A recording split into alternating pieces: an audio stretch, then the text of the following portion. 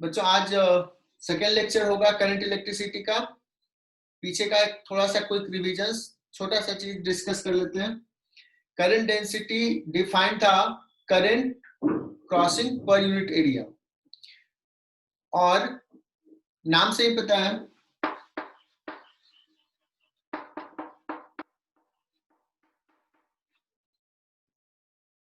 और ये एक वेक्टर क्वांटिटी है, तो इसका डायरेक्शंस किधर होगा।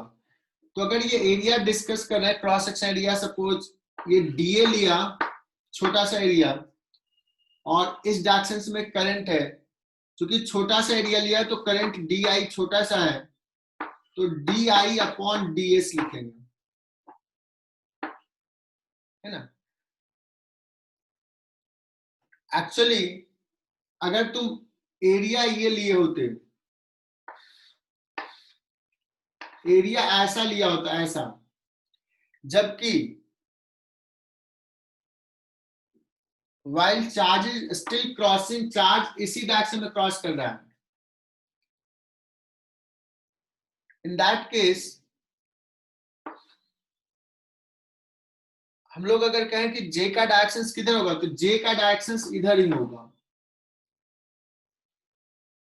जे का डायरेक्शन इधर होगा, जबकि ये एरिया वेक्टर इधर है, और इससे करंट, इससे जो करंट टोटल पास कर रहा है, सपोज डी आई पास कर रहा है, तो exactly D I is equal to ऐसे लिखेंगे, current density J, D I is equal to J into D S, तो J dot D S vector. तो ये बच्चों शायद मैंने लास्ट क्लास में लिखाया था कि नहीं, मुझे ध्यान नहीं है। D I is equal to J dot D S, D S vector किधर होगा,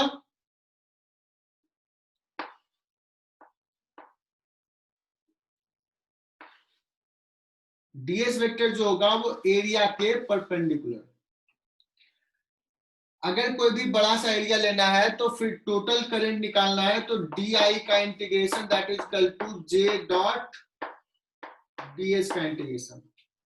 तो कोई भी क्रॉस सेक्शन से किसी भी पॉइंट पे जे का डायरेक्शन किधर होगा, जिस डायरेक्शन में चार्ज मूव कर रहा है। अगर चार्ज सपोज ऐसे मूव कर रहा है तो जे का डायरेक्शन इधर होगा, J is a vector quantity.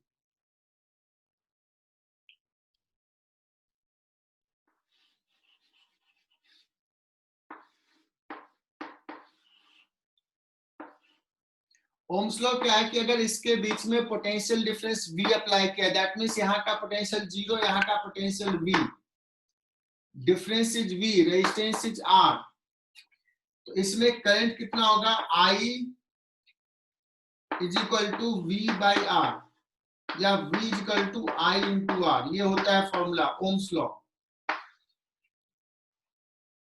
है ना। यहां से ही आगे बढ़ेंगे। सो ये ओम्स लॉ लिख लिया, एंड देन अब हम लोग नेक्स्ट डिस्कस कर रहे हैं power develop in the register, because बहुत सारे सवाल, हालांकि बच्चों को पता होता है क्या होता है पावर, बट फॉर्मली मैं बता देता हूं।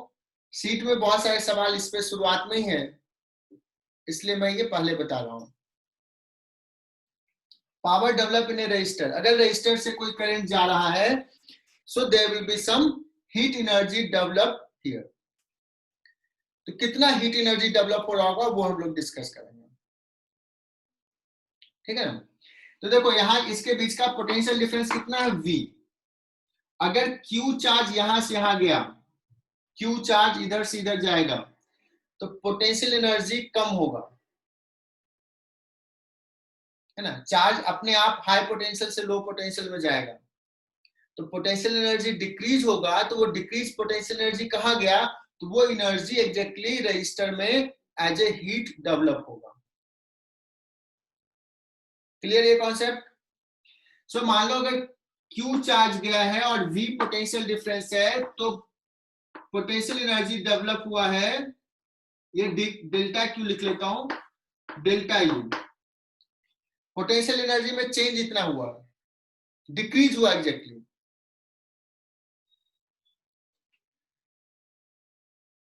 इतने अमाउंट से।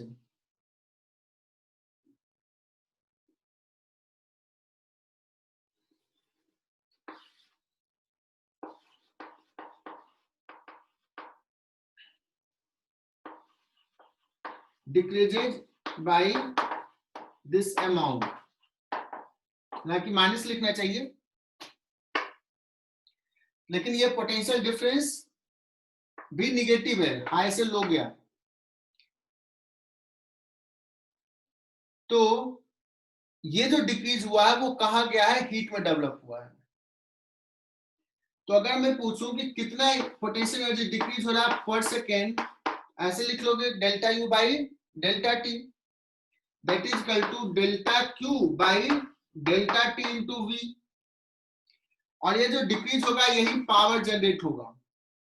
सो पावर इज इक्वल टू क्या हो जाएगा, delta Q by delta T is what, I into V. तो बहुत एक सिंपल सा फॉर्मूला आ गया बच्चों कि पावर जो डेवलप होगा रजिस्टर में, that is equal to V into I.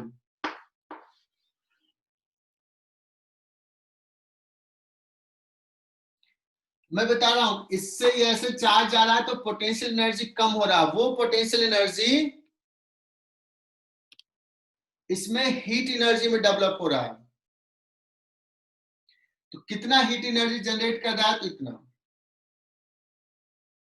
Clear? अब हमें पता है कि यहां से देखोगे V equal to I R होता है, तो पावर इक्वल टू क्या आ जाएगा, आई आर, तो आई स्क्वायर आर। कोई कहेगा कि सर एक काम करो ना आप, V इंटू आई जो है उसमें आई को रिप्लेस कर दो, आई को रिप्लेस कर दोगे तो V बाई आर हो जाएगा यहाँ पे। So we can write V square by R also.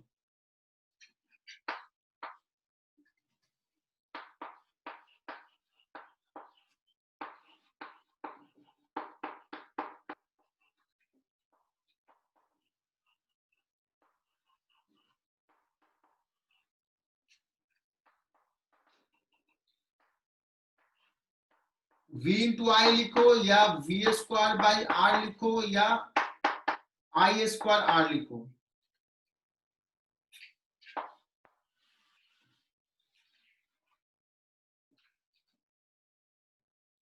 ये लिख लो। और ये तुम लोगों को आता था इसलिए मैंने बहुत ज्यादा फोकस नहीं किया।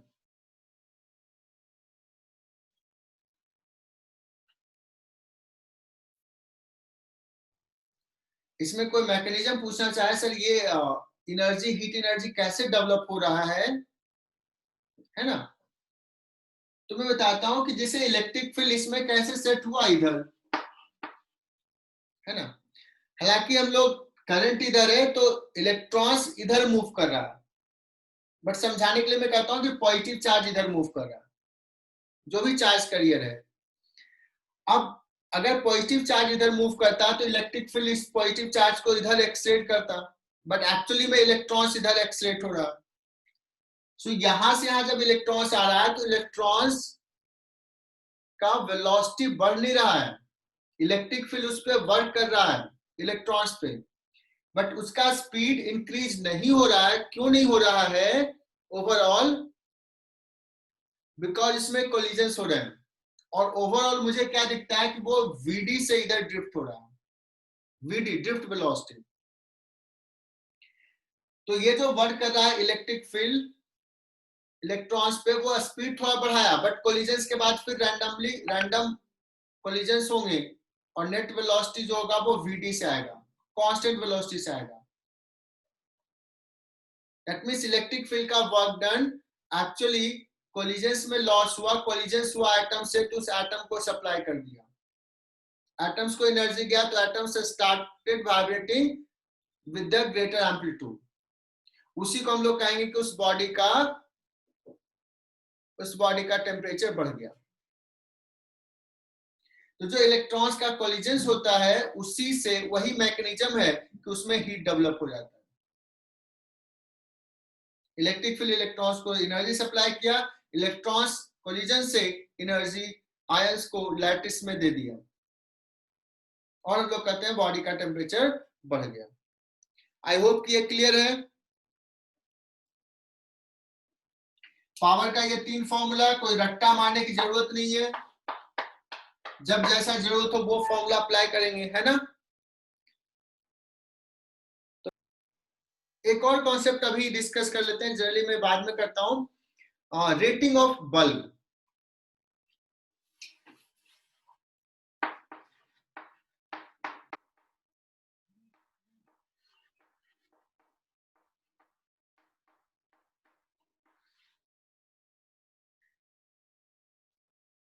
ठीक है,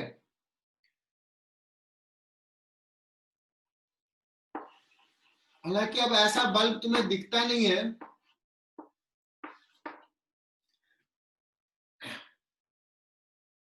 तुम देखे होगे अभी भी किसी घर में, पुराने घर में या रेजिडेंस के बाथरूम में देखोगे तो एक बल्ब लगा रहता है, ऐसा शीशा रहता है, उसके अंदर एक फिलामेंट होता है ना। या अभी इनफैक्ट किसी भी तुम ट्यूबलाइट पे भी देखोगे तो एक रेटिंग लिखा रहता है। रेटिंग ऐसे होता है 100 वॉट एंड 220 वोल्ट। तुम किसी पे भी रेटिंग देखो तो ऐसे लिखा रहेगा, इनफैक्ट कोई भी इंस्ट्रूमेंट लो तो इसका मतलब ये होता है कि इसका पावर 100 वॉट है। पावर का यूनिट पता है, अगर ये 220 वोल्ट पे वर्क करे तो कोई भी बल्ब को अगर हम V पोटेंशियल डिफरेंस पे अप्लाई किए हैं, इसका अगर रेजिस्टेंस R है तो पावर क्या होगा, power is equal to V²/R। V potential difference apply किए, रेजिस्टेंस इस कॉइल का R है, तो power is equal to V²/R। तो एक्चुअली ये पावर दे दिया और वोल्टेज दे दिया है, इसका मतलब ये इनडायरेक्टली हमें रेजिस्टेंस के बारे में बताया है, डायरेक्टली नहीं बताया। दिस इज कन्वेंशन, ऐसे ही लिखा रहता है। So we can get resistance V²/P।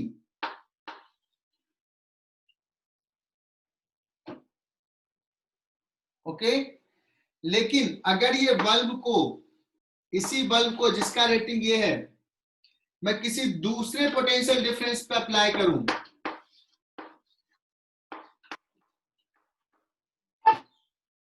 V1 potential पे अप्लाई किया, तो क्या ये पावर अभी भी 100 वॉट देगा या कुछ अलग देगा? अब ये जो पावर देगा P1, that will be different. P1 will be, चूंकि V1² हो जाएगा, so what will be the constant? R will be constant.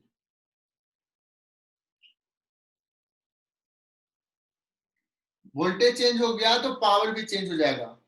तो एक्चुअली में मैं यहां से R अगर पुट कर दिया, सो P1 इज इक्वल टू, अलग वोल्टेज पे इसका पावर अलग आउटपुट होगा, हमेशा 100 वॉट ये नहीं देगा। सो कितना देगा? सो P1 इज इक्वल टू लिखेंगे V1² R, R का वैल्यू यहां से पुट कर दो, V² इंटू P।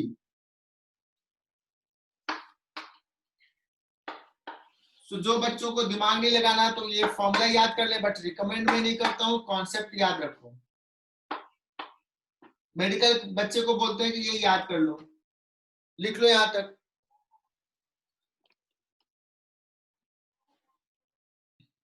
मैं छोटे छोटे पॉइंट्स इसलिए अभी बता रहा हूं बिकॉज मैं होमवर्क थोड़ा ज्यादा दूंगा, कि लेक्चर अभी थोड़ा कम कर दिया हूं, तो ये छोटे छोटे कर लो, फिर हम लोग डाउट सेशन में सारे कॉन्सेप्ट और क्लियर करेंगे। तो ये हमने अभी पावर का कर दिया। अच्छा, एक चीज हम लोगों ने बताना भूल गए हम, जो मेरा प्लानिंग था कि हम जब पढ़ाएंगे स्टार्ट करेंगे, तो एक और चीज है, हम लोगों ने लास्ट क्लास में रेजिस्टिविटी डिस्कस किया था, कंडक्टिविटी, रेजिस्टिविटी, और R is equal to rho into L/A, ये फॉर्मूला पे कुछ सवाल भी किए थे। और हमने ये भी कहा था, if temperature increases, if temperature increases,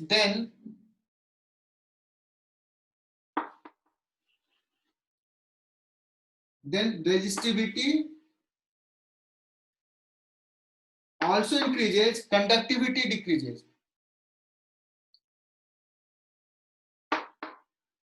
है ना, रेजिस्टिविटी इंक्रीज करेगा, कंडक्टिविटी एक्चुअली मैंने बताया था डिक्रीज करेगा, और क्यों डिक्रीज करेगा वो बताया था हमने।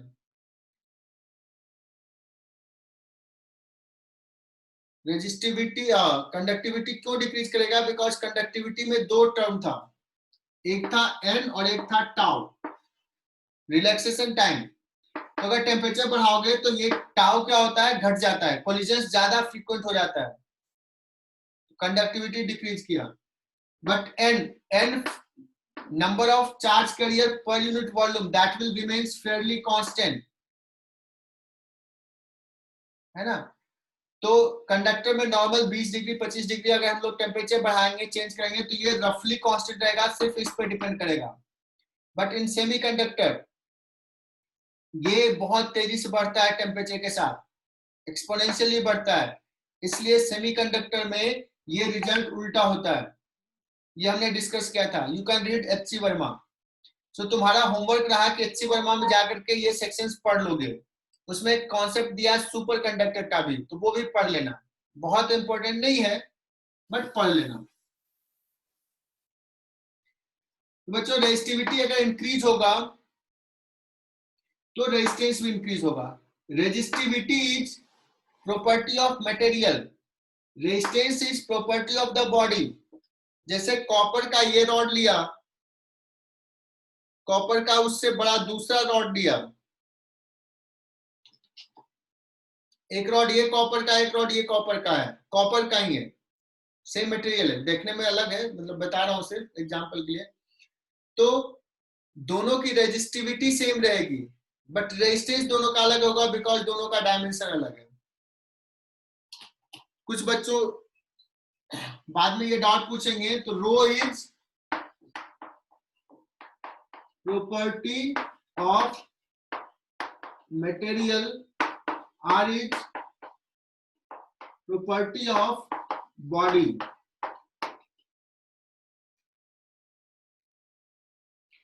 अब हम लोग आगे बढ़ते हैं। रो जो होता है that is dependent on temperature, और रफली ये आइडिया होता है, रो इज इक्वल टू, अगर टेम्परेचर चेंज करेंगे तो रो में चेंज होगा, D row is equal to some alpha rho into D T, T is the change in temperature.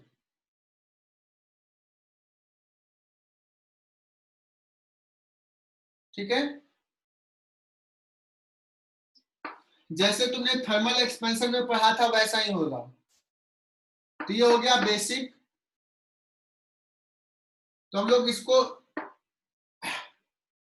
Differential format है, बट चूंकि अल्फा बहुत कम होता है, alpha is very small and constant, very small and constant. So इस case में अगर इसको इंटीग्रेट कर दिया तो डी रो का क्या हो जाएगा, डेल्टा रो। तो rho minus rho naught is equal to, rho naught भी ऑलमोस्ट कांस्टेंट यहां पे रखेंगे, तो alpha into rho naught into delta T.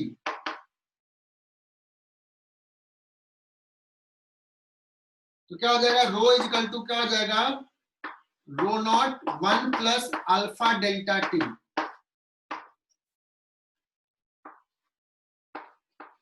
इसमें मैं बहुत ज्यादा टाइम नहीं दे रहा हूं बिकॉज तुमने थर्मल एक्सपेंशन में ये चीजें पढ़ा है। सो बेसिक ये है, लेकिन अल्फा बहुत छोटा है एंड कांस्टेंट है, ये दोनों फैक्टर के कारण हम इसको सिंप्लीफाई करके ये लिखेंगे।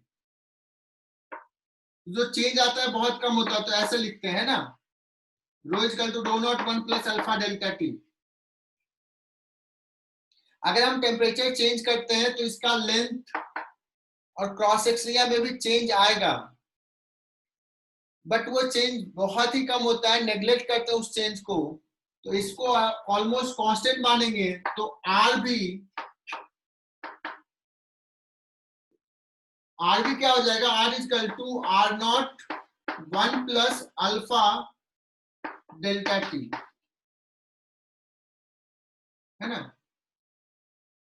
आर नॉट हो गया initial resistance, delta T temperature change किए तो फाइनल रेजिस्टेंस ये हो गया। जैसे similarly rho delta T temperature change किया तो resistivity, rho naught is the initial resistivity. तो आई होप कि ये क्लियर हो गया होगा, बिकॉज थर्मल एक्सपेंशन पढ़ लियो तो शायद दिक्कत ना हो। मैं बोल रहा हूं कि अल्फा बहुत छोटा भी है और कांस्टेंट है, ये दोनों रीजन के कारण मैं यहां से यहां लिख सकता हूं। अब कहोगे सर ये कांस्टेंट है, जैसे मैंने इंटीग्रेट किया तो अल्फा को भी बाहर ले लिया और रो को भी बाहर ले लिया,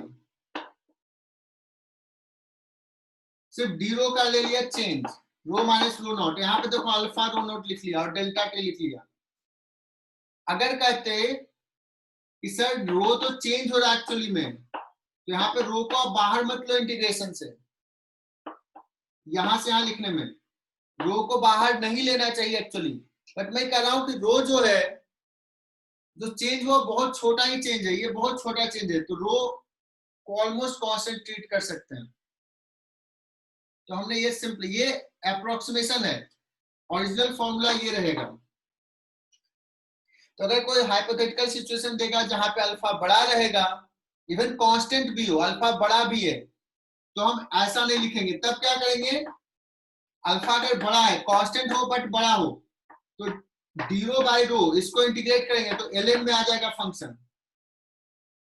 सो this is approximation. Tejas clear हुआ क्या? ये ऋतु जी ने बड़ा अच्छा बताया, मैंने ये अल्फा बताया नहीं कि क्या है। अल्फा इज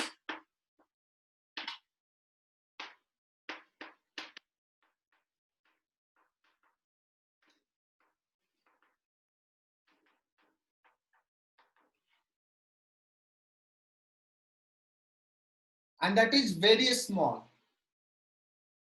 तो ट्रीटमेंट इसको ऐसा ही करना है जैसा लीनियर में आता था ना, लीनियर एक्सपेंशन कोएफिशिएंट में, तो एग्जैक्टली वही चीज है। ठीक है, छोटे छोटे कॉन्सेप्ट कवर कर लिए सो दैट कि तुम बुकलेट्स के बहुत सारे सम्स कर पाओगे।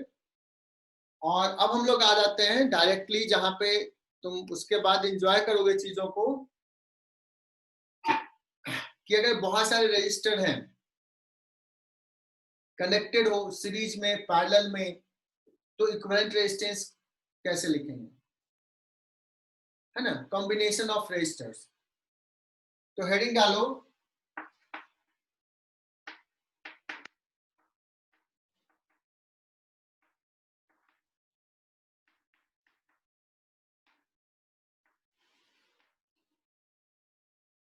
यहां से, मेनली चीज जो स्टार्ट होता है मेन पॉइंट।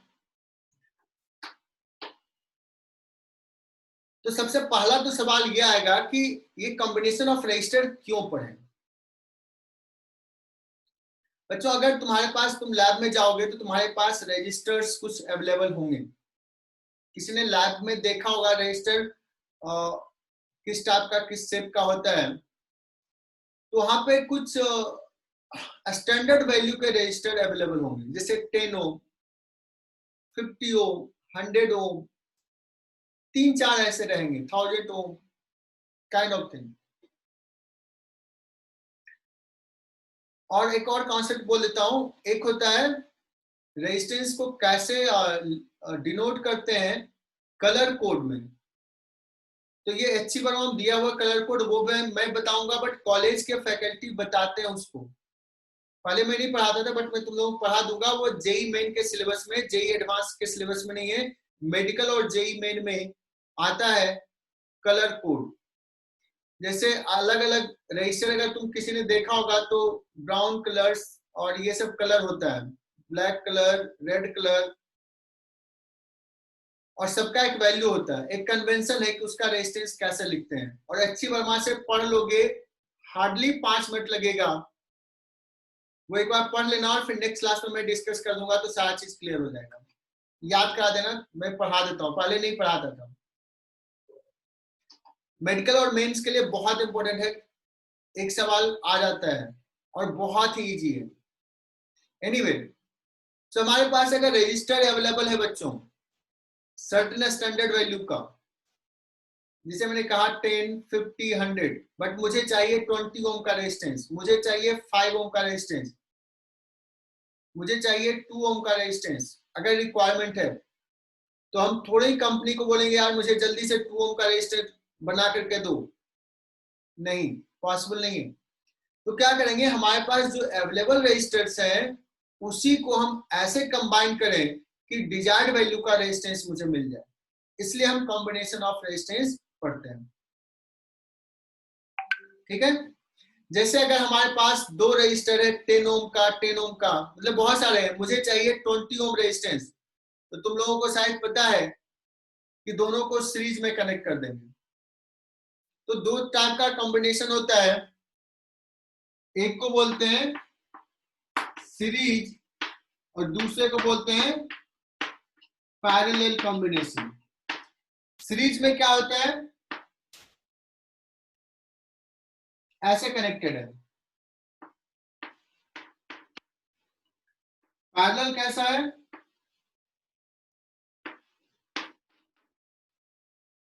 ये पैरेलल कॉम्बिनेशन है। जल्दी से लिखो, इसको ड्रॉ करो। सो ये सीरीज में है, तुमने तो देख के बता दिया कि सर ऐसे सीरीज में है, तो लेकिन इसका कंडीशन क्या है सीरीज का, दो रजिस्टर्स सीरीज में कब कहेंगे, this R1 R2 are in series if current through the two resistance is same. तो सीरीज में होने के लिए क्या कहेंगे, करंट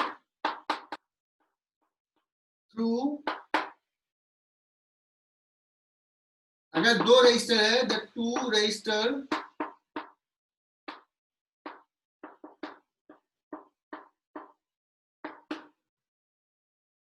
पोटेंशियल डिफरेंस में बी इक्वल में नॉट बी इक्वल, है ना। इसमें आते हैं, ये suppose R3 R4 R3 R4 are in parallel, इसके बीच का पोटेंशियल डिफरेंस V, इसके भी बीच का potential difference V, two resistors are said to be in parallel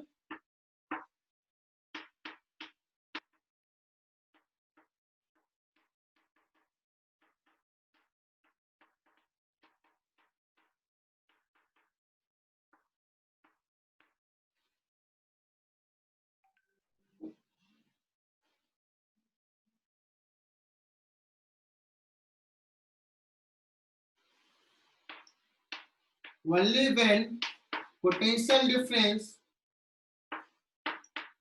across the two resistance, the two resistor must be same.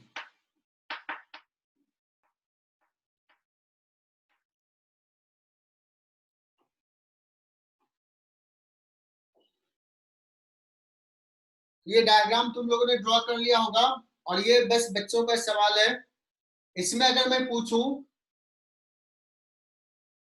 कि इस diagram को देख करके क्या बता सकते हो कि कौन सा रजिस्टर पैरेलल में है किसके साथ, कौन सा रेजिस्टेंस सीरीज में है, ठीक है।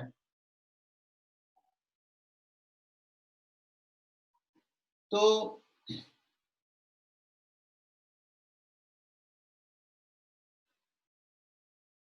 और एक चीज और मैं बता रहा हूं कि ये जैसे ये वायर दिखाया हुआ है यहां तक, जो ऐसे स्ट्रेट लाइन से वायर दिखाया हुआ है उसको बोलते हैं कंडक्टिंग वायर है, मतलब उसका रेजिस्टेंस जीरो लेंगे, लगभग रेजिस्टेंस नेग्लेक्ट करेंगे, तो करंट है भी तो इसके क्रॉस पोटेंशियल चेंज नहीं हो रहा होगा। सो यहाँ का पोटेंशियल, यहाँ का पोटेंशियल, यहाँ का पोटेंशियल सब सेम रहेगा। पोटेंशियल जो चेंज होगा वो रेजिस्टर के क्रॉस होगा, रेजिस्टर को ऐसे डिनोट करते हैं। तो जैसे ये पॉइंट अभी दिखाया, तो ये पॉइंट का पोटेंशियल सेम, इस पॉइंट का पोटेंशियल सेम, ये सारे पॉइंट का पोटेंशियल सेम। जब रेजिस्टर के क्रॉस जाएंगे तो पोटेंशियल में चेंज आएगा। अब देखो कि अगर यहां से करंट इधर गया, सपोज यहां से आई करंट चला, तो आई करंट इसमें गया तो कुछ करंट अब क्या होगा, इधर जाएगा, कुछ करंट इधर जाएगा, फिर कुछ करंट यहाँ पे इधर जाएगा, कुछ इधर जाएगा। लेकिन यहां देखा जितना करंट इधर जाएगा इसके पास और कोई ऑप्शन नहीं है, तो इधर ही आएगा। जब यहां पे करंट आया तो कुछ इधर जाएगा, कुछ इधर जाएगा।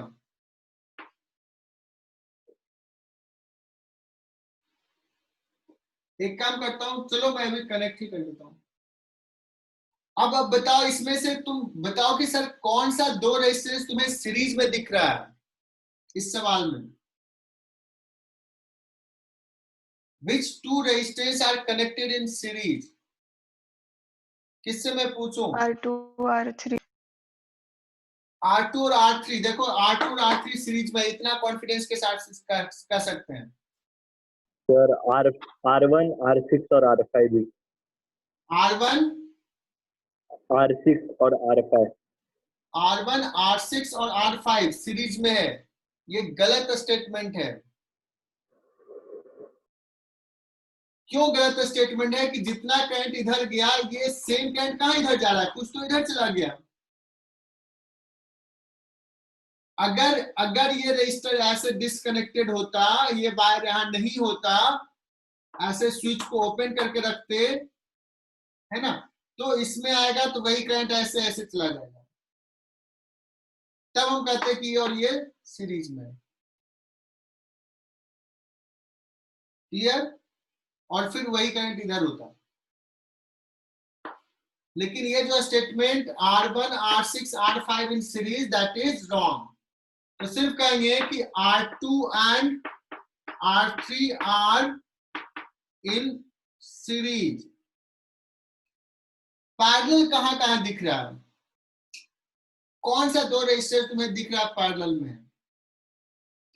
क्या R3 और R4 पैरेलल सीरीज में है? R3 R4 सीरीज में है? नहीं है, क्योंकि जो R3 से करंट आया वो इधर गया और इधर गया, डिवाइड हो गया। इसमें सेम करंट नहीं है, तो इन दोनों को हम नहीं कहेंगे कि ये दोनों सीरीज में। अब सुनना, जो पोटेंशियल डिफरेंस इसके क्रॉस, इन दोनों का एक पॉइंट सेम पोटेंशियल पे, दूसरा पॉइंट भी सेम पोटेंशियल पे, ये कंडक्टिंग वायर है। तो R4 and R8 are in parallel. और कोई बच्चे बता रहे थे कि R6 and R7 are also in parallel. और R1 R6 ना तो सीरीज में है ना पैरेलल में है। R1 and R6 neither in series nor in parallel. R2 and R6 neither in series nor in parallel. क्या यहां पे ये क्लियर हुआ बच्चों?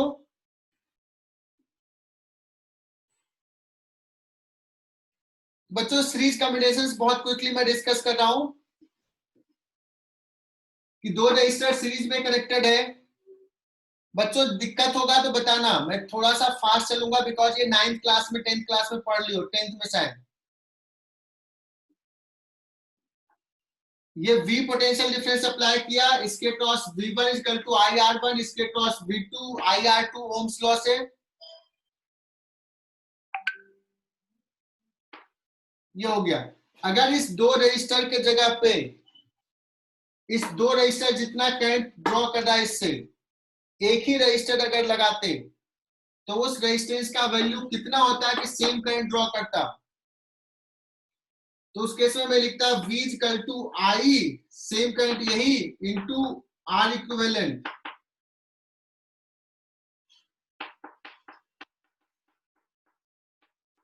This implies R equivalent is equal to R1 plus R2.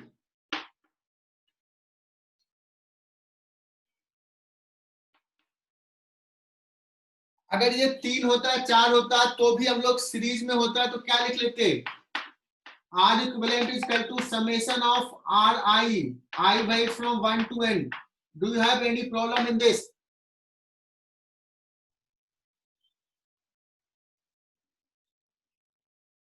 हमें चाहिए R1 के क्रॉस पोटेंशियल डिफरेंस, तो लिखेंगे V1 equal to I into R1, और I तो हमें पता है V upon R equivalent, V into R1 divide by,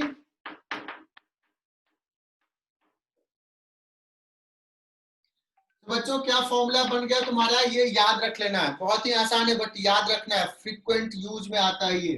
V1 equal to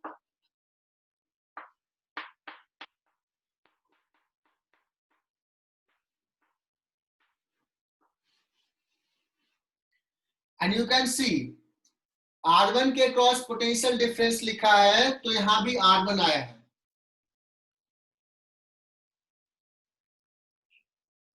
और ऐसा क्यों आया, potential difference is proportional to V equal to IR, समझना सीरीज में है तो I तो सेम है तो R के प्रोपोर्शनल है, तो V is proportional to R, that's why V1 is equal to R1 divide by R1 plus R2 into V।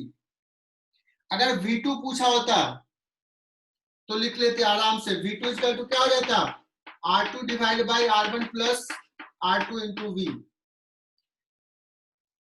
Potential will be different, मिटा दो इसको। तो बच्चों छोटा सा सवाल दे रहा हूं कि एक रजिस्टर R1 R2, ये पॉइंट को M दिखा दिया, एक बैटरी है जिसका वोल्टेज 20 वोल्ट है। मैंने पहला सवाल पूछा find potential difference across R1।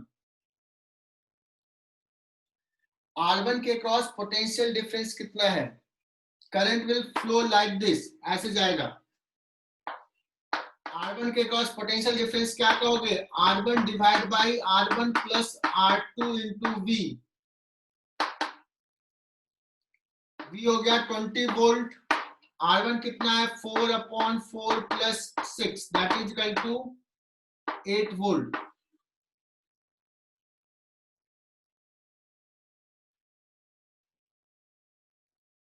दूसरा हमने पूछा कि if we take this negative terminal है जीरो पोटेंशियल, यहाँ का पोटेंशियल V इक्वल टू 0 ले लो। तो ऐसे भी सवाल आते हैं, अगर यहाँ का 0 है तो यहाँ से यहाँ के बढ़ गया पोटेंशियल कितना से 20, इस पॉइंट का पोटेंशियल हो जाएगा 20 वोल्ट। अलग अलग पॉइंट का पोटेंशियल अलग होगा, लेकिन ये 20 है तो ये पूरा 20 रहेगा। मैंने इस M पॉइंट का पोटेंशियल डिफरेंस पोटेंशियल पूछा है, हाउ टू फाइंड दैट।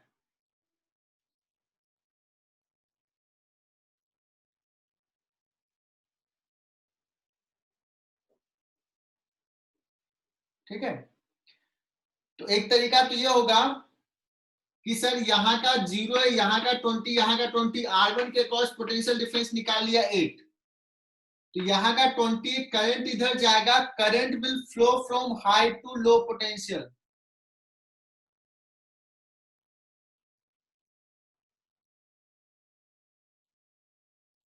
है ना। तो यहां से हाई पोटेंशियल इधर घटेगा, कितना से घटेगा 8 वोल्ट से, तो यहाँ 20 है तो यहाँ पे कितना होगा 8 वोल्ट से घटाना है, तो 20 माइनस 8 यहाँ का 12 आ जाएगा। या कोई स्मार्ट बच्चा रहेगा कहेगा सर मैं इधर से नहीं देखता हूं, यहाँ का 0 है ना, तो बेटा R2 के across potential difference PD across R2 क्या हो जाएगा, R2 divide by R1 plus R2 into V, क्या आ जाएगा 6 divide by 10 into 20 that is equal to 12 volt.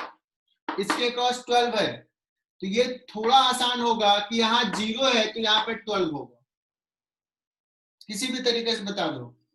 बताओ मनस्वी, क्लियर हुआ क्या ये सवाल? हाँ सर।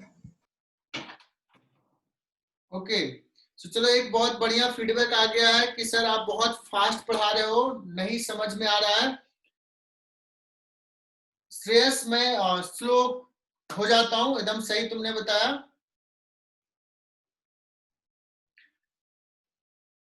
तो ये निगेटिव टर्मिनल को छोटा से दिखाते हैं और पॉजिटिव टर्मिनल को बड़ा लाइन से दिखाते हैं। This is symbol of cell, और एक से ज्यादा सेल कंबाइन करके रखते हैं तो उसको बैटरी बोलते हैं। बट मैं फ्रीक्वेंटली कुछ भी बोलूंगा बिकॉज ऐसे सिंबल दिखा रहा हूं, इसका मतलब नहीं कि एक ही सेल है, हो सकता है ये कॉम्बिनेशन ऑफ सेल है, तो मैं कभी बैटरी भी बोल दूंगा, सेल भी बोल दूंगा। बट आइडिया ये है, एक सेल, बहुत सारे सेल्स का combination, that is called battery. तो इस पॉइंट का, इससे इसका पोटेंशियल ज्यादा होगा, ये low potential high potential 20 volt है, यहां से यहां का पोटेंशियल 20 वोल्ट से ज्यादा होगा। अगर मैं इसको 0 लूंगा, मैंने इस पॉइंट का, तो इस पॉइंट का 20 लेना पड़ेगा। अगर कोई कहे कि यहाँ का मुझे 5 वोल्ट लेना है, मैं मान सकता हूं, रेफरेंस ले सकता हूं। If we take this point as 5 volt, then this point must be 25 volt, difference is 20। इसलिए मैंने इस पॉइंट का पहले पोटेंशियल पूछा, तो किसी एक रेफरेंस पॉइंट का पोटेंशियल दे दिया।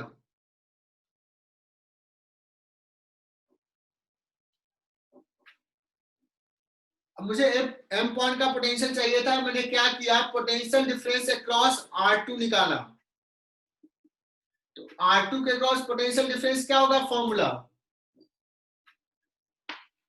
V2 is equal to R2 divided by R1 plus R2 into V है 20, तो ये आ गया 12 वोल्ट। इसके बीच का पोटेंशियल डिफरेंस 12 वोल्ट है, यहां का 0 है, तो यहां का कितना रहेगा, 12 रहेगा। इससे पहले मैंने बताया यहां से तुमने V1 निकाल लिया था, पोटेंशियल डिफरेंस इज 8 वोल्ट, यहां का 20 है, तो इस पॉइंट का कितना होगा, 8, 12। In the same questions, write down, find the ratio of power developed in the two resistor, that is P1 by P2.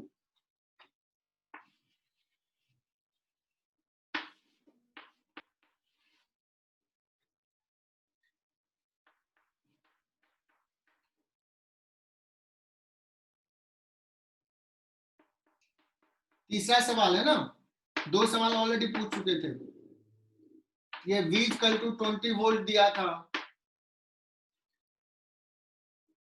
अब बताना इसमें कौन सा फॉर्मूला P का लगाऊं। P का तो हमने 3 फॉर्मूला बताया था, V इंटू आई, और कौन सा बताया था, I स्क्वायर R, और कौन सा बताया था, V square by R। Which formula should I apply, कौन बताएगा। चलो, तो P का फॉर्मूला बताया तुम लोगों ने कि सर I स्क्वायर R लगा दो, बिकॉज I सेम है, तो ये लगा दिया, P1 बाई P2 आ गया R1 बाई R2। ये P और R मेरा एक ही जैसा दिख रहा है, this is R1 and this is R2।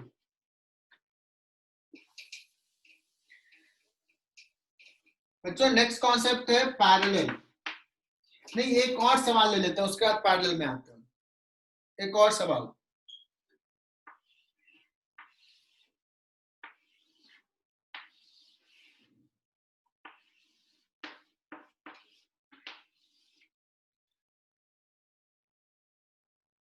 ये एक रजिस्टर है जिसका डायमेंशन दिखाया है, टैपर्ड सिलेंडर।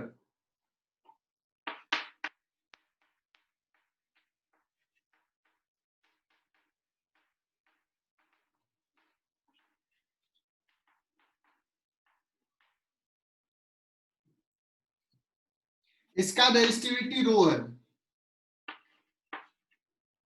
यहाँ का क्रॉस सेक्शन एरिया A और यहाँ का cross section area B,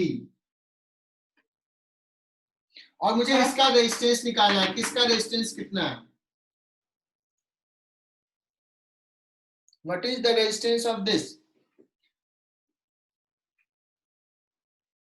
sir थोड़ा ये करो ना, मतलब बोर्ड दिख नहीं रहा है पूरा, वो ऊपर आपने क्या लिखा है।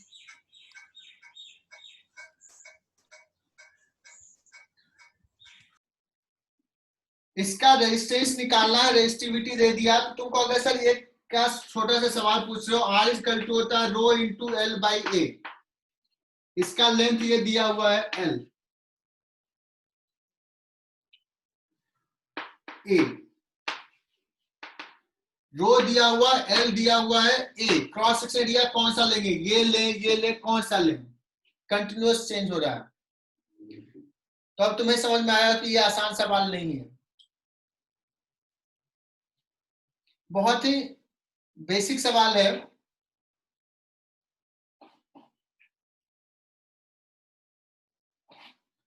तो कैसे निकालें इसका रेजिस्टेंस, है ना। तो बच्चों देखो यहां से करंट और दिया रहेगा रेजिस्टेंस अक्रॉस, मैंने तो अभी दिखा दिया वोल्टेज, हो सकता है सवाल पूछेगा तो कहेगा resistance across the two end of the cylindrical tapered cylinder, इस दो पॉइंट के बीच में, that means current is flowing in this way.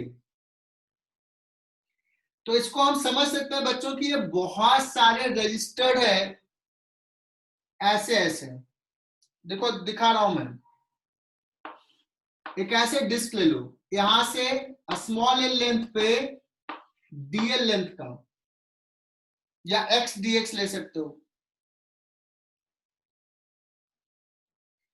तो ये एक रजिस्टर है, फिर ऐसे रजिस्टर है, ऐसे रजिस्टर है। तो ये जो छोटे छोटे रजिस्टर है वो कैसे कनेक्टेड है,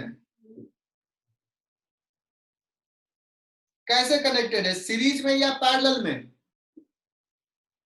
सीरीज लग रहा है ऐसे। सीरीज लग रहा है, लग क्यों रहा है, कॉन्फिडेंस होना चाहिए, क्योंकि करंट सेम जा रहा है, सबसे करंट इससे जितना है उतना इससे, उतना इससे, उतना इससे, इसीलिए तो मैं सीरीज पैरेलल बताने के बाद ये सवाल बता रहा हूं। मैक्सिमम टीचर पहले स्टार्ट में ही बता देते हैं, बच्चे एज्यूम कर लेते हैं हाँ सीरीज में, बता दिया हाँ ऐसा है, लेकिन मैंने सीरीज का डेफिनेशन बता दिया, फिर बता रहा हूं कि ये सारे रजिस्टर कैसे हैं सीरीज में, बिकॉज करंट सेम जा रहा है। तो एक काम करते हैं, मैं एक एलिमेंटल रेजिस्टेंस लिखता हूं डी आर। तो इस रेजिस्टेंस इसका कितना होगा, d R equal to rho L by A. What is L of this, ये समझने वाला सवाल है, समझ गया तो फिर ऐसे सवाल को तुम चुटकी में सॉल्व कर लोगे। व्हाट इज एल, एल के जगह पे डीएल लिखेंगे, क्योंकि एल होता है कि कितना लेंथ रेजिस्टर करंट गया है। तो इस रेजिस्टेंस के लिए this is L upon area, यहां का रेजिस्टेंस का क्रॉस सेक्शन एरिया कितना है, तो लेट्स की ये आर है, तो पाई आर स्क्वायर।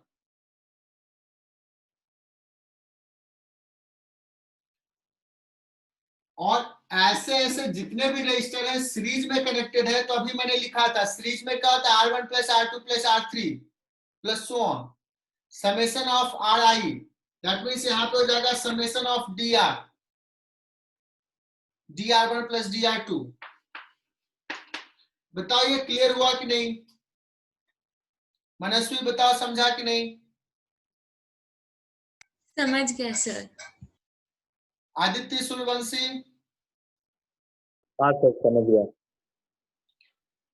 अब दिक्कत क्या है यहाँ पे आ रही होगी, तुम लोग अगर जिसने ध्यान से सुना होगा कि सर ये डीएल एक वेरिएबल, आर दो वेरिएबल, दो वेरिएबल में है, तो ऐसे सवाल में क्या करते हैं, एक वेरिएबल में लिखते हैं। तो या तो आर को डीएल के टर्म में लिख दो या डीएल को आर के टर्म में लिख दो। That means we need relation between R and L. तो देखना है यहां से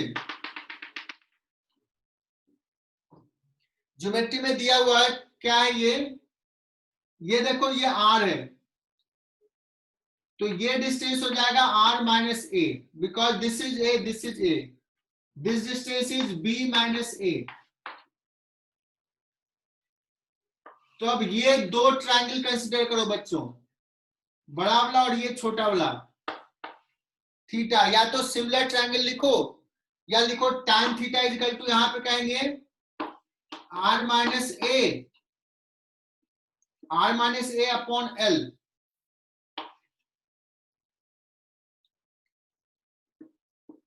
इज इक्वल टू, या सिमिलर ट्रायंगल से कहोगे this by this, b minus A upon L. So r minus a is how much? b minus a by l plus l. Sorry. Into l. So यहां से लिख लोगे रो into dl upon pi, r की जगह पे क्या कहेंगे? b minus a by l into a small l plus a का होल स्क्वायर.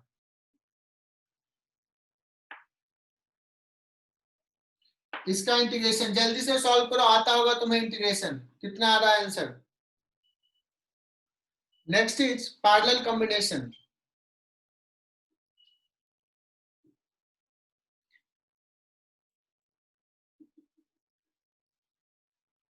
तो अभी हमने दिखाया था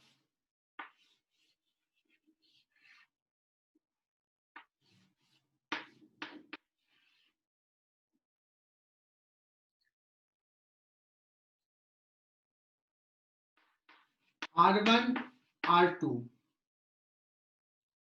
V. बच्चों पैरेलल कॉम्बिनेशन और आसान है. इसके क्रॉस भी पोटेंशियल डिफरेंस V, इसके क्रॉस भी V. यहां का जीरो तो यहां भी जीरो, यहां भी जीरो, यहां भी V, यहां भी V. सो इसमें कितना करंट होगा, इसमें कितना करंट होगा? तो इसमें सपोज I1 हुआ, इसमें सपोज I2 हुआ, तो इसमें करंट I होगा. तो कॉमन सेंस से तुम बताओगे, हालांकि मैं बाद में पढ़ाऊंगा इसको, कुछ लॉ कहते हैं, बट कॉमन सेंस से इसमें I1 इसमें I2, यहां से ही आया होगा. सो लिखोगे I is equal to I1 plus I2. I1 is equal to how much? V I1 R1 is equal to V, I2 R2 is equal to V. So I1 is V by R1 plus I2 is V by R2.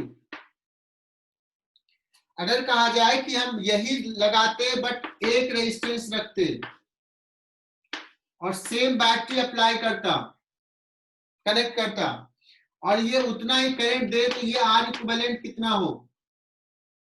मैं लिखूंगा क्या? I into R equivalent is equal to V. So यहां से I को लिख लूंगा V upon R equivalent, और यहां से क्लियर हो गया 1 by R equivalent is equal to 1 by R1 plus 1 by R2. अगर बच्चों एक और रेजिस्टेंस रहता R3 तो प्लस I3 लिख देते और ये 1 बाई R3 आ जाता. This implies in case of parallel 1 by R equivalent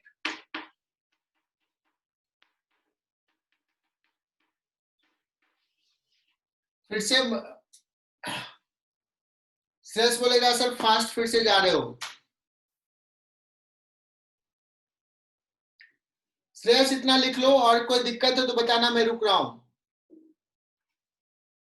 R equivalent is equal to R1 plus R2, ये लिख लो.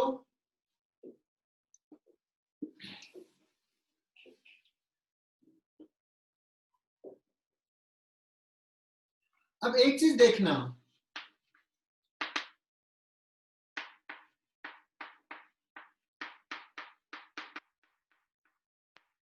अगर मैं पूछूं कि R इक्विवेलेंट R1 से बड़ा है या R1 से छोटा है, तुम एक सेकंड में बता दोगे सर ये जो क्वांटिटी है ये लेस देन 1 है. R2 divided by more than R2, less than 1 है. सो R equivalent is less than R1.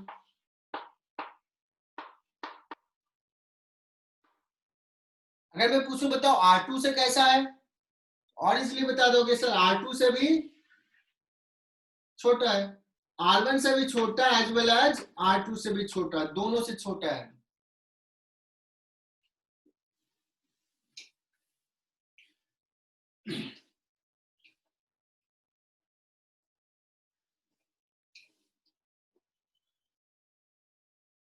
ठीक है ना?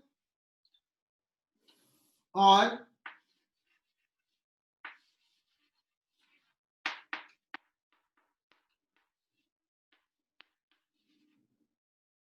इसमें पोटेंशियल डिफरेंस तो सेम रहेगा बच्चों, लेकिन करंट दोनों में अलग होगा। I1 I2,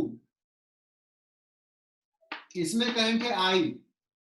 सभी मैंने बताया था I इक्वल टू होता है I1 प्लस I2। मुझे चाहिए I1 in terms of I, मतलब अगर I करंट आ रहा है, मुझे निकालना है कि I1 कितना है। I दिया रहेगा, I1 निकालना है, R1 R2 दिया रहेगा। कहोगे सर कोई बड़ी बात नहीं है, हमें पता है किसके क्रॉस पोटेंशियल डिफरेंस है I1 R1, इसके क्रॉस है I2 R2, और ये दोनों इक्वल है बिकॉज पैरेलल में है। तो मुझे I1 चाहिए इन टर्म्स ऑफ I, तो I2 को भी I1 के टर्म में लिख लेते हैं। तो I2 क्या लिखोगे, I1 plus I2 equal to लिखोगे I1 R1 बाई R2, और इसको सॉल्व कर लोगे तो क्या आ जाएगा तुम्हारा, सॉल्व कर लो तो I1 comes out as R2 divide by R1 plus R2 into I। अब बच्चों में बता रहा हूं कि ये इंपॉर्टेंट है, इसको याद कर लो, 3 स्टार मार्क।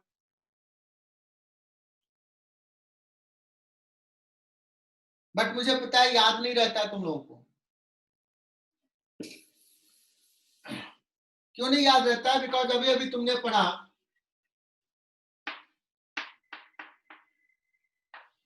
सीरीज में current same but potential difference different होता है, और उसके में फॉर्मूला ऐसा ही दिखाया था।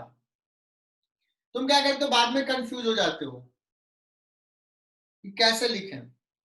मैं भी कंफ्यूज हो जाता हूं, मुझे भी याद नहीं रहता।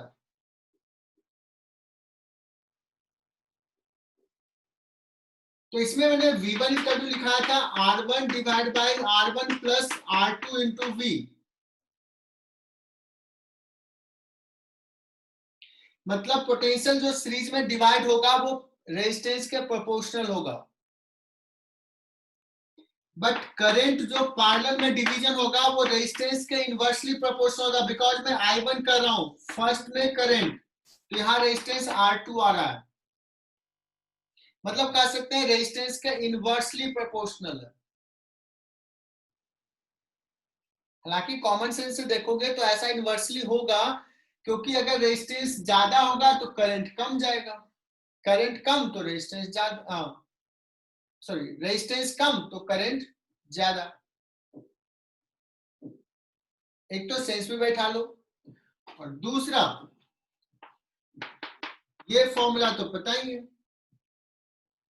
अगर मुझे पोटेंशियल चाहिए, potential difference in case of series वाला में, तो पोटेंशियल डिफरेंस देखो I सेम रहता है, इसलिए potential difference is proportional to R, इसलिए प्रोपोर्शनल, इसलिए यहां पे आया प्रोपोर्शनल में। देखो मैं बता रहा हूं, ये कॉमन मिस्टेक होता है बच्चों में, भूल जाते हैं, जिंदगी भर कैसे याद रहेगा वो बता रहा हूं।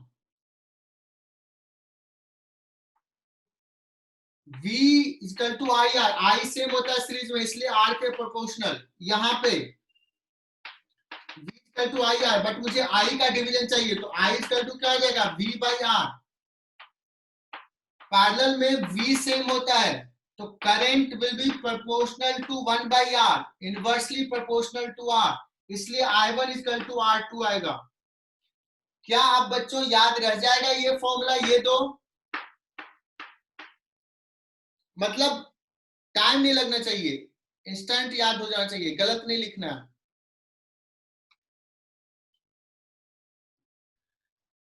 तो सबने ये लिख लिया होगा कि अगर जो पिछला सवाल में मैंने पावर का रेशियो पूछा तो हम ये फॉर्मूला लगाएंगे, ये वाला, बिकॉज V सेम R के इनवर्सली प्रोपोर्शनल, तो R2/R1 आ जाएगा ये पैरेलल वाले केस में।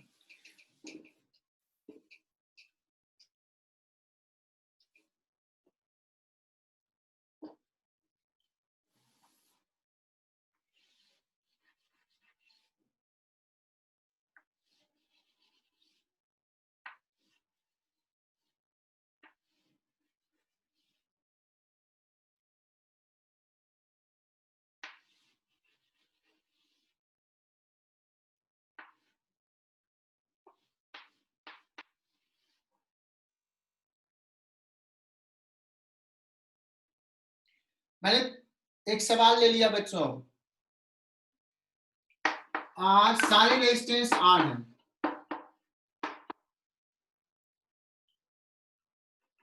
और मुझे ना इस दो पॉइंट के बीच में इक्विवेलेंट रेजिस्टेंस चाहिए, ऐसे सवाल रहेंगे। फाइंड इक्विवेलेंट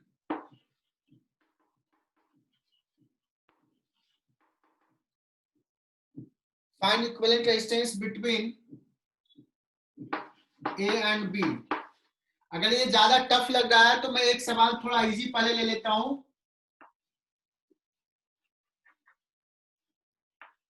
हो सकता है तुम लोगों को टफ लग जाए।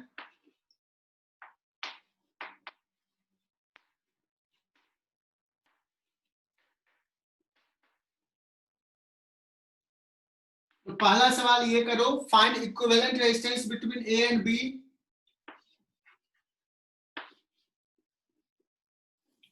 दूसरा सवाल ये करो बच्चों सिस्टमैटिक तरीके से,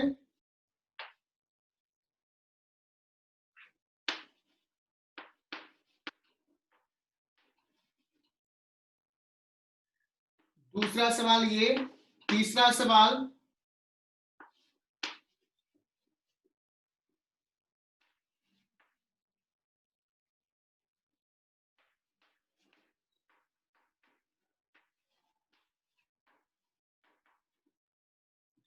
और ये रहा चौथा सवाल। ये 4 सवाल करो और आज का क्लास यहीं पे खत्म हो जाएगा। बच्चों मैं एक एक करके लेता हूं। ए और बी के बीच में निकालना इक्विवेलेंट रेजिस्टेंस, तो क्या करो, मेंटली पहले ए और बी के बीच में एक बैटरी कनेक्ट कर दो। जस्ट ऐसे सोचो कि यहां से एक बैटरी ऐसे कनेक्ट कर लिया। अब देखो क्या होगा, current will flow like this, ऐसे जाएगा तो कुछ ब्रांच में इधर जाएगा और कुछ इधर जाएगा। जब कहोगे सर ये जो करंट ऐसे गया वो इसके बाद और कोई ऑप्शन नहीं, इधर ही आएगा, so we will say that these two are connected in series।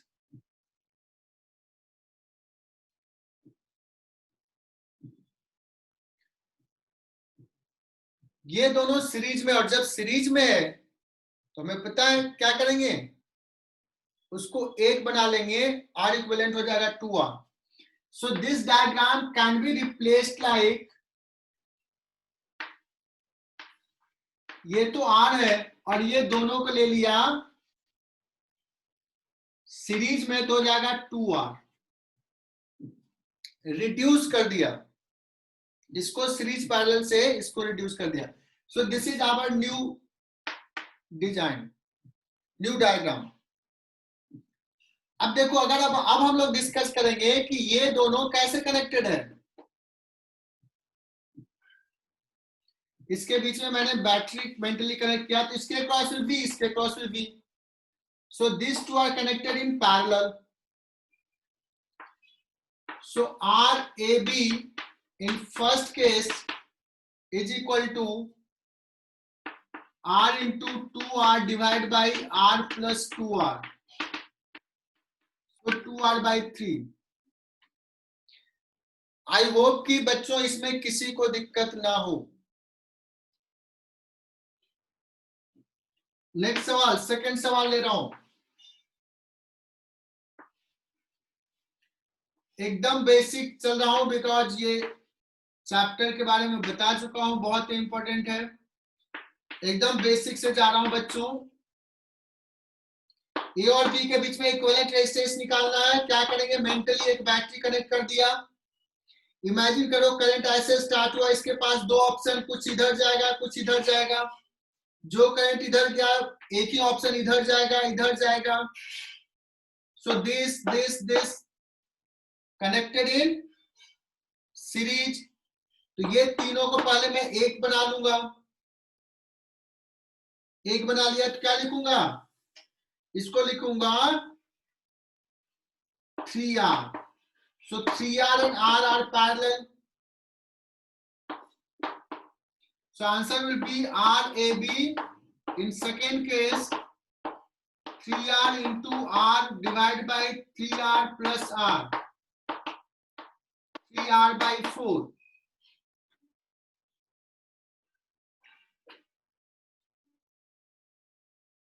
And मैं यहां पे ही बता देता हूं इस केस में, थर्ड सवाल में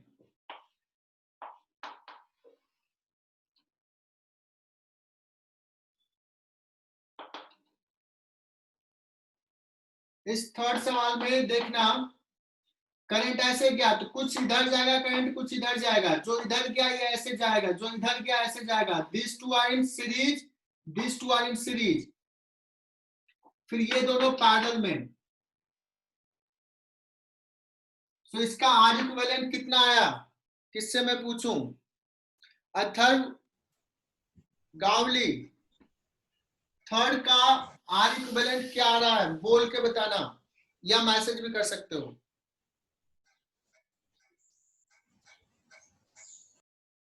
सर बैटरी कहाँ पे कनेक्टेड है, मतलब वो क्या मैं अज्यूम करना? हाँ हाँ, बैटरी कहाँ करना है, देखो मैंने लिखा है ए और बी दिखाया है यहाँ पे। Equivalent resistance between A and B point. ये सारे में जितने सवाल दिए ना, 2 पार्ट्स में दिखा ए और बी। सवाल यही रहेगा, find equivalent resistance between A and B.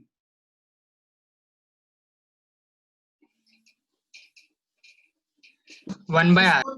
जिसको आज अभी ये 4 सवाल नहीं समझ में आ रहा है, सीरियसली फिर से देखो वीडियो लेक्चर्स। नहीं समझ में आया तो फिर से पूछो, बिकॉज यहां स्ट्रगल किए तो आगे स्ट्रगल रह जाएगा पूरा। हो सकता है मैं थोड़ा फास्ट चल गया हूं।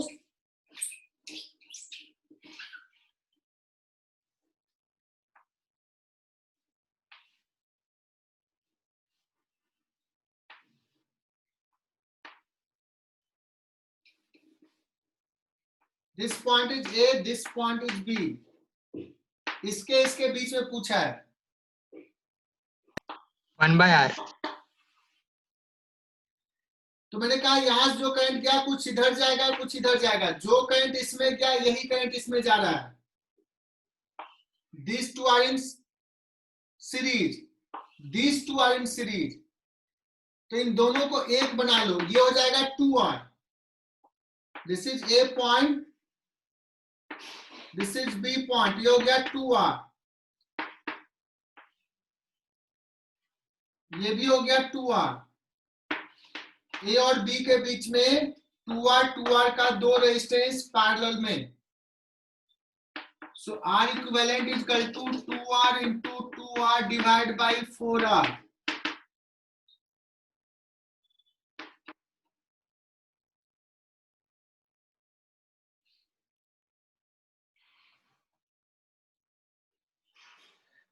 One by R equivalent Atharva Gawali आया है 1/R। So R equivalent will be R.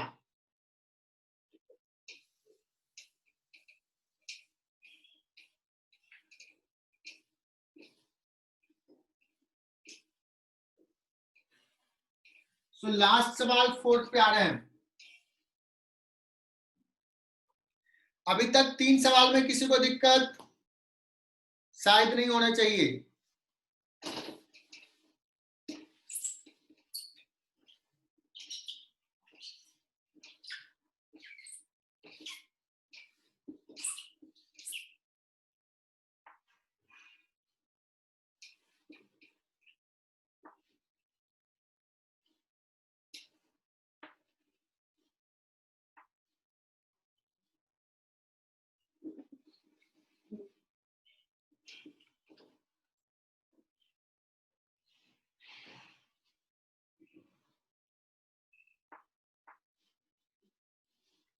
Last सवाल यही दिया था ना,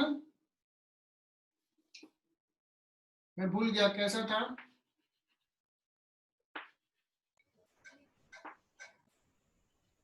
इतना था क्या, ये था क्या?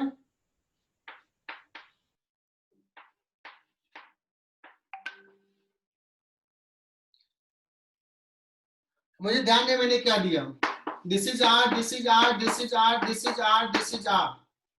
सर वो बाहर के 2 रेसिस्टर नहीं थे क्वेश्चन में। अच्छा ये नहीं थे तो ठीक है, चलो इतना था। तो देखो यहां से इसके बीच में 2 पॉइंट के बीच में बैटरी कनेक्ट कर दिया। दिस इज, ये करंट गया, ये करंट गया, तो देखो हम क्या बता सकते हैं, करंट यहाँ पे डिवाइड होगा, इधर जाएगा, इधर जाएगा, इधर जाएगा। अब हम बात करते हैं कि इधर जब गया सो वही करंट इसमें है। तो नाउ आई एम श्योर कि these two are connected in series। इसको मैं रिड्यूस कर लेता हूं, इस डायग्राम को। इसको ना बार बार ड्रॉ करने की जगह पे मैं क्या कर रहा हूं, इसको हटा करके ये रेड कलर से एक रेजिस्टेंस दिखा रहा हूं, कितने का, 2R। इसके जगह पे एक रेजिस्टेंस 2R। अब देखना क्या ये 2R और ये R पैरेलल में है? यस। ये और ये सेम पॉइंट पे कनेक्टेड है, पोटेंशियल डिफरेंस सेम। ये और ये पैरेलल में नहीं था, these two was not in parallel। ये दोनों का एक पॉइंट का पोटेंशियल सेम, बट इसका ये पॉइंट का अलग पोटेंशियल, इसका ये पॉइंट का अलग।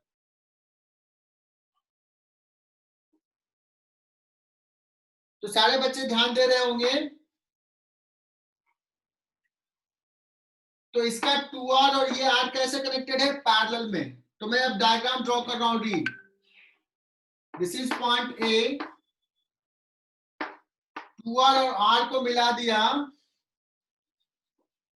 सो 2R into R divide by 3R। ये पॉइंट यहां आ गया,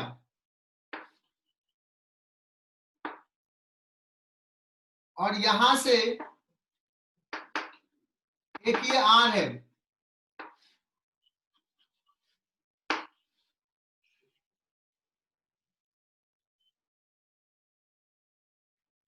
इसको एक साथ लिख लिया, 2R और R को। और एक यहां से यहां तक है, यहां से यहां तक एक है R, ये वाला रजिस्टर। सो देखो क्या हो गया, ये 2R मतलब ये R और ये R, इसको मिलाकर के एक रजिस्टर ये बना दिया। उसके बाद ये लिख लिया, ये वाला, ये शायद समझ में आ रहा होगा, ये रजिस्टर यहां दिखाया। Now this is the point A B. अब बताना अगर ऐसा सिचुएशन तो can be say this two R in series. So what is R equivalent? This can be drawn. एक और डायग्राम ड्रॉ कर लेता हूं। ये हो गया R और दिस 2, एक रेजिस्टर कितना, 2R by 3 plus R। Now we can say this 2 R in parallel. So fourth सवाल में RAB कितना आ गया,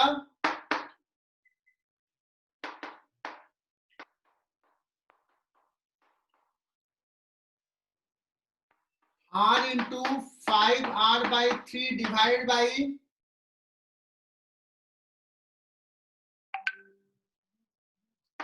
R प्लस 5R बाई 3। देख लेना कुछ कैलकुलेशन मिस्टेक तो नहीं कर रहे हैं। कितना हो जाएगा, 5R बाई 8। क्या मैंने सही सॉल्व किया? हाँ सर।